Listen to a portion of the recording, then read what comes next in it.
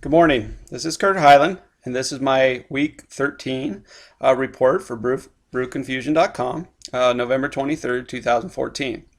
And I am proposing creating a one-stop website for the brew enthusiast with the following features. I'd have a brew/brewery tracker. There's so many different beers out there now that it's good to keep track of what you've had and what you might have. A brew choice algorithm. Sometimes the number of choices are overwhelming, so I would have an algorithm built into the website that would make a suggestion based on your past brewing experiences. A homebrew tips/forum for all the different home brewers out there that are experimenting with different recipes. This would be a great opportunity for them to share those recipes. We would offer discounts and free merchandise through the different breweries, and also free beer from some of the brewery sponsors. There would be a calendar of events, happy hour planner, some different things that it'd be like a brew community and get that communal feeling. So this week I talked to the same three gurus I've been talking to all along, and I talked to 5 new customers, bringing my cumulative total to 38. So the completed business model canvas. This is the built and fully complete canvas for my business model. Really no changes, except I did make a few minor changes to the cost structure at the bottom to highlight what my fixed costs would be, the monthly website maintenance fees, and then maybe some different variable costs that I would have.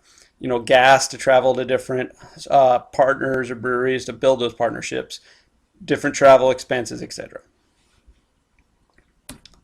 So let's go right into the assumptions and the results. I did something a little bit different and combined them into one slide today.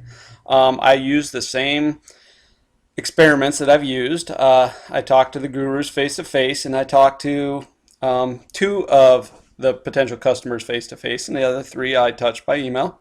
Try to get a different subjective result from those questions that I'm asking.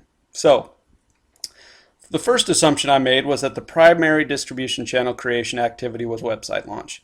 For being an online business, obviously the first part or the distribution channel that's most important is the actual website launch itself. That's how I distribute my information and distribute my tools out to potential customers. So I wanted to confirm this. It seemed pretty straightforward, but I didn't want to assume anything. So this was confirmed through some of the questions I asked.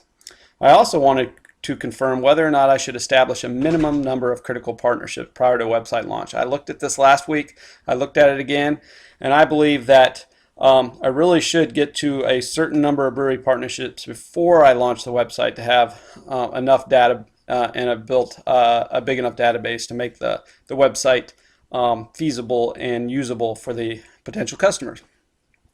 I also wanted to confirm whether or not I should contact the cell phone companies to establish an app payment system prior to launch.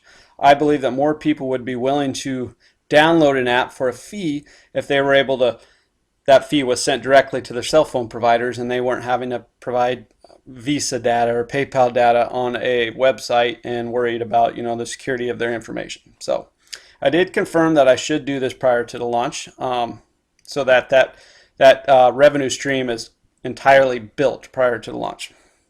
I also wanted to confirm whether or not posting print advertising to highlight coming soon would be a good idea, and I confirmed it was a good idea. I need to get that information out prior to the launch, build that suspense, build that excitement, get that synergy so that when we execute there's already a potential customer base.